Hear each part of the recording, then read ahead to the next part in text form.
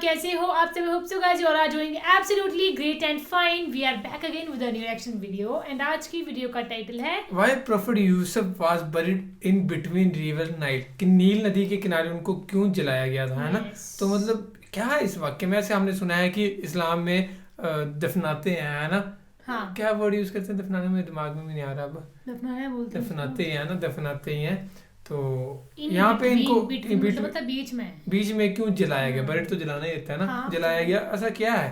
تو دیکھتے ہیں، یہ بہت ایک انٹرسٹنگ سا قصہ ہونے والا ہے. آئی تھنک یار کہ کہاں دفنایا جاتا ہے اور کہاں پہ یہ جلایا جا رہا ہے، بیچ ندی کے وہ بھی. سو اس کو سنتے ہیں پھر کرتے ہیں اپن باقی باتیں ڈسکس.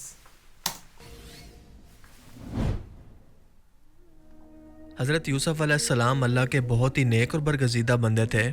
یہ ابراہیم علیہ السلام کے بیٹے اسحاق علیہ السلام اور پھر ان کے بیٹے یعقوب علیہ السلام کے بیٹے تھے. قرآن کریم میں آپ کی خوبصورتی، حسن، اللہ پر توکل اور آزمائش کا قصہ سورہ یوسف کے اندر وضاحت سے بیان کیا گیا ہے، جسے قرآن کریم کے اندر موجود سب سے خوبصورت ترین قصہ بھی کہا جاتا ہے، کیونکہ اللہ نے یوسف علیہ السلام اور ان کے والد دونوں کو ایک دوسرے سے الگ کر کے آزمائش کے اندر ڈالا. جب یوسف علیہ السلام کے بھائیوں نے حسد کی بنا پر اپنے اس بھائی کو کنویں میں ڈال دیا اور گھر آ کر بہانہ بنایا کہ اسے تو بھیڑیا کھا گیا. یوسف علیہ السلام کے اس اندھیرے کنویں کے اندر بے یار و مددگار ہونے سے لے کر اپنی پوری زندگی اللہ کی طرف سے دی گئی آزمائشوں کے اندر کامیاب ہو کر آپ نے ہر موقع پر صرف اللہ پر توکل کیا، اور اللہ نے آپ کو ہر آزمائش سے اس طرح سے نکالا کہ جس کے راستے کے بارے میں کوئی سوچ بھی نہیں سکتا تھا. آپ کو اپنے والد سے دور کیا جو کہ آپ کو اپنی جان سے بھی زیادہ پیار کرتے تھے، اور اس کنویں سے نکال کر آپ کو مصر کے بازاروں کے اندر غلام کے طور پر بکوایا، صرف اس لیے کہ آپ کو مصری بت پرست قوم کو اللہ کا پیغام پہنچا کر اسے یکتا پرست بنانا تھا. وہاں سے یوسف علیہ السلام عزیز مصر کے محل کے اندر پہنچے. وہیں پر جوان ہو کر جب بڑے ہوئے تو عزیز مصر کی بیوی نے ناجائز خواہشات نہ پوری کرنے پر آپ پر الزام لگا کر بے قصور آپ کو جیل کے اندر ڈال دیا، اور اسی جیل میں آپ کی جوانی کے قیمتی 25 سال ضائع کر دیے. مگر آخر میں صبر اور اللہ پر بھروسہ کر کے آخرکار آپ ہر جگہ سے سرخرو ہو کر مصر کے حکمران یعنی عزیز مصر بن گئے، اور آہستہ آہستہ اس بت پرست قوم کو اپنے عالی اخلاق اور تبلیغ سے ایک خدا کی عبادت کرنے والا بنا دیا. فرعون مصر یعنی مصر کا بادشاہ اخناتون اور اس کی عوام آپ سے بے حد زیادہ محبت کرنے لگے، اور آپ کی موجودگی کو مصر کے اندر باعث برکت جانا کرتے. یوسف علیہ السلام کا پورا خاندان یعنی والد، بہن، بھائی سب فلسطین کے اندر آباد تھے. آپ کو بھی وہیں سے قافلے والے کنویں سے نکال کر مصر کے اندر بیچنے کے لیے لائے تھے. لیکن جب آپ عزیز مصر بنے تو اپنے بھائیوں کو مصر بلایا، انہیں تمام حقیقت سے آگاہ کیا اور اپنے بھائیوں کو معاف کر کے پورے خاندان کو یہاں پر مصر کے اندر آباد ہونے کا حکم دیا. دریائے نیل کے پاس ایک زرخیز جگہ ان کے لیے مختص کر دی. یعقوب علیہ السلام کو پہلے سے یقین تھا کہ یوسف علیہ السلام زندہ ہیں، انہیں کسی بھیڑیے نے نہیں کھایا بلکہ ان کے بھائیوں نے جھوٹ بولا تھا. یعقوب علیہ السلام کے اس قدر یقین کی وجہ یہ تھی کہ یوسف علیہ السلام نے خواب کے اندر سورج، چاند، ستاروں کو خود کو سجدہ کرتے ہوئے دیکھا تھا، جس کا مطلب تھا کہ آپ کے باقی تمام بھائیوں کو چھوڑ کر صرف آپ کو نبوت ملنے والی ہے. اور اپنے اس خواب کا ذکر صرف اور صرف یوسف علیہ السلام نے اپنے والد یعقوب علیہ السلام سے ہی کیا تھا، جنہوں نے آپ کو منع کیا تھا کہ اپنے بھائیوں سے اس کا ذکر بالکل مت کرنا، کیونکہ وہ تو پہلے ہی آپ سے حسد کیا کرتے تھے. اس کو سننے کے بعد تو وہ آپ کی جان کے دشمن بن جاتے. اس لیے یعقوب علیہ السلام یہ بات جانتے تھے کہ ان کا بیٹا نبوت کا فریضہ نبھائے بغیر دنیا سے نہیں جا سکتا. لہٰذا اپنا الگ حجرہ بنا کر وہ یوسف علیہ السلام کی جدائی کے اندر روتے رہتے، یہاں تک کہ ان کی آنکھیں سفید ہو گئی، ان کی آنکھوں کی بینائی چلی گئی. یوسف علیہ السلام نے جب اپنے بھائیوں کو بھیجا کہ پورے خاندان کو یہاں پر مصر لے کر آئیں، تو اپنا وہ کرتا بھی بھیجا جو کہ انہوں نے بچپن میں پہنا تھا جب انہیں مصر غلام بنا کر لایا گیا تھا، اور حکم دیا تھا کہ اس کو میرے بابا کی آنکھوں سے مس کرنا، جس کو مس کرتے ہی ان کی آنکھوں کی بینائی اللہ کے حکم سے واپس آ جائے گی، کیونکہ یہ کرتا انبیاء کرام کی وراثت تھی جو کہ ابراہیم علیہ السلام سے چلا رہا تھا. اسے آنکھوں سے مس کرتے ہی یعقوب علیہ السلام کی بینائی واپس آ گئی، اور یعقوب علیہ السلام اور ان کا خاندان مصر کے اندر آ کر آباد ہو گیا. 40 سال کے بعد باپ اور بیٹے کی جدائی آخرکار ختم ہوئی. جب دونوں آپس میں گلے مل کر روئے تو آسمان کے فرشتے بھی یہ منظر دیکھ کر رونے لگے. یہاں مصر میں یعقوب علیہ السلام 24 سال تک زندہ رہے، جبکہ یوسف علیہ السلام تقریباً 120 سال کی عمر تک.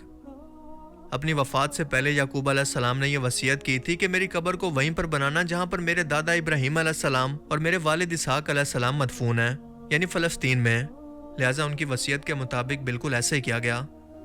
اپنی وفات سے پہلے یوسف علیہ السلام نے وصیت کی تھی کہ میں نے جبرائیل علیہ السلام سے یہ سنا ہے کہ عن قریب میری قوم بنی اسرائیل دوبارہ سے اپنے وطن کی طرف ہجرت کرے گی، لہٰذا جب وہ وقت آئے تو میری میت کو میرے دادا اور میرے والد کے پہلو میں دفن کرنا.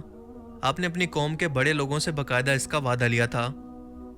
مگر جب یوسف علیہ السلام کی وفات ہوئی تو مصر کے لوگ کیونکہ آپ سے بے پناہ محبت کرتے تھے، لہٰذا یہ مسئلہ کھڑا ہو گیا کہ آپ کی تدفین کہاں پر کی جائے، کیونکہ ہر شخص یہ چاہتا تھا کہ اس کے علاقے کے اندر آپ کی قبر مبارک موجود ہو تاکہ وہاں پر ہمیشہ برکت رہے۔ لہٰذا اختلاف سے بچنے کے لیے یہ فیصلہ کیا گیا کہ آپ کو کسی خشکی پر نہیں بلکہ دریائے نیل کے بیچوں بیچ مدفون کیا جائے تاکہ جب اس کا پانی آپ کی قبر مبارک کو چھو کر گزرے تو پورے مصر کے لیے برکت لے کر آئے۔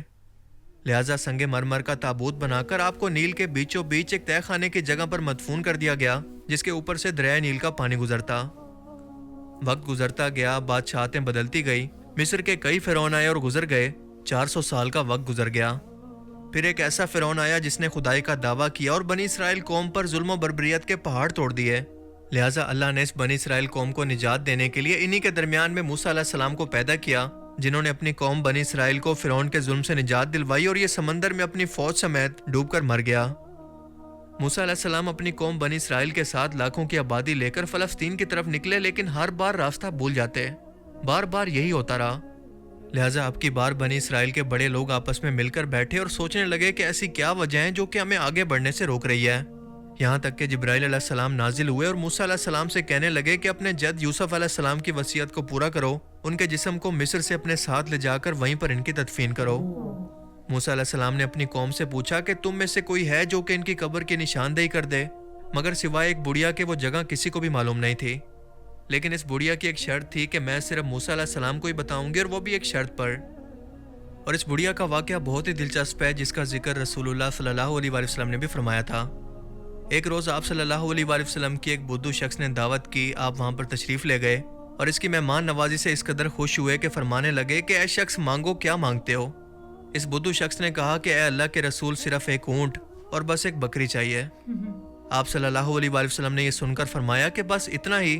تجھ سے اچھی تو وہ بڑھیا رہ گئی تھی جس نے موسیٰ علیہ السلام سے جنت میں ان کا پڑوس مانگ لیا تھا، اور یہ وہی بڑھیا تھی جس نے موسیٰ علیہ السلام سے یہ شرط رکھی تھی کہ میں یوسف علیہ السلام کی قبر کا پتہ صرف اس وقت آپ کو دوں گی جب آپ میری یہ بات مانیں گے کہ جنت کے اندر میں آپ کی پڑوسن ہوں گی۔ موسیٰ علیہ السلام نے وقتی طور پر یہ سن کر ناگواری محسوس کی، لیکن اللہ کی طرف سے وحی آئی کہ آپ اس کی بات کو مان لیں۔ لہٰذا یہ بڑھیا آپ کو لے کر ایک تالاب پر پہنچی اور کہا کہ اس کا پانی خشک کرو، اور جب پانی خشک کیا گیا تو یوسف علیہ السلام کا تابوت ظاہر ہو گیا، جسے لے کر یہ قوم اپنے آبائی وطن کی طرف بڑھی اور پورے 400 سال کے بعد ان کے والد اور ان کے دادا کے پہلو میں دفن کیا۔ مصر میں اسلام یوسف علیہ السلام کی برکت، ان کے صبر اور قربانی کی وجہ سے آیا تھا جو کہ آج تک قائم ہے۔ اللہ تعالیٰ نے ہمیں قرآن کریم کے اندر یہ قصہ بیان کر کے سبق دیا ہے کہ چاہے جو کچھ بھی ہو جائے، چاہے حالات تمہارے کتنے بھی خلاف ہوں، مگر اللہ پر بھروسہ کبھی مت چھوڑنا، کسی کے بھی آگے مدد کے لیے مت جھکنا سوائے اللہ کے، کیونکہ اگر اللہ کی ذات آپ کے ساتھ ہے تو دنیا کی کوئی بھی طاقت آپ کا کچھ نہیں بگاڑ سکتی، کیونکہ دنیا و کائنات کا سب نظام صرف اس کے اختیار میں ہے۔ اللہ تعالیٰ ہمیں سمجھنے کی اور نیک عمل کرنے کی توفیق عطا فرمائے۔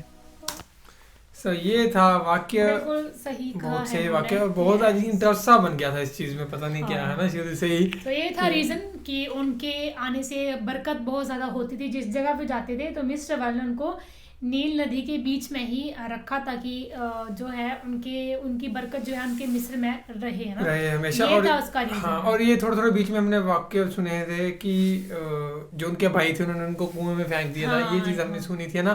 اور پھر ان کے جو پتا کی روشنی ہے، انہوں نے جب وہ کپڑا لگایا تھا نا، آنکھوں سے ان سے آگے تھی، تو یہ تھا واقعہ۔ اور پھر یہ بتائی گئی تھی چیزیں کہ کیسے کیسے ان کو نکالا، ایک بوڑھی نے بتایا، پر بوڑھی نے کیا چیز مانگی۔ پر اس میں ایک واقعہ تھا پروفٹ محمد والا کہ انہوں نے کسی بندے نے ان سے مانگا تو انہوں نے کہا کہ اس نے صرف بندے نے اونٹ اور بکری ہی مانگی تھی نا۔ وہ واقعہ پورا سننا ہے کہ پورا کیا واقعہ تھا، کہ کیا ہوا تھا کہ ان کو پھر پروفٹ محمد نے کہا کہ ہم تمہیں گفٹ دیتے ہو۔ وہ واقعہ ہوگا تو ہمیں بتانا، لنک اس کا دینا، تو ہم وہ والا واقعہ سنیں گے کیا ہے ایسا واقعہ۔ سو باقی یہی تھا، ہوپ سو آپ کو ریئیکشن پسند آیا ہو، پتہ لگا ہو اس ویڈیو کے بارے میں کہ ان کو کیا کیوں رکھا تھا وہاں پہ ہے نا، کیپچر کر کے نیل ندی کے کنارے۔ سو گائز اتنا ہی تھا، thank you so much for watching the video, ملتے ہیں نیکسٹ ویڈیو میں۔